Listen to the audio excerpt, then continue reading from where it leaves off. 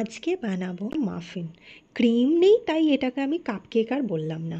কিছুটা চিনি আর দুটো কলা আর 2 চামচ মতো আমুল মিল্ক পাউডার ভালো করে ব্লেন্ড করে নিয়ে, আমুলের মিনি চকলেটগুলো ঘরে ছিল তাই দুটো দিয়ে দিয়েছি।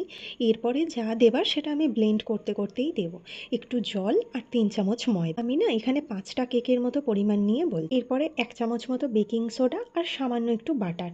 যত বাটার বা সাদা তেল দেবে কেকটা তত স্পঞ্জি বা ফাঁপা আর সুন্দরও হবে। বাট বাড়ির জিনিস তো আনহেলদি বানিয়ে ওটাকে লাভ নেই।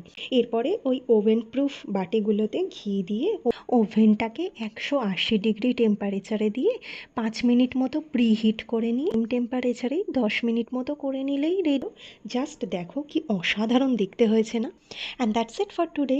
ভিডিওগুলো ভালো লাগলে প্লিজ সাবস্ক্রাইব করে দিও। আর সবাই খুব ভালো থেকো। গ্যাসের মধ্যে প্রেসার কুকারেও নুন দিয়ে বাটিতে মিশ্রণটা ঢেলে করা যায়।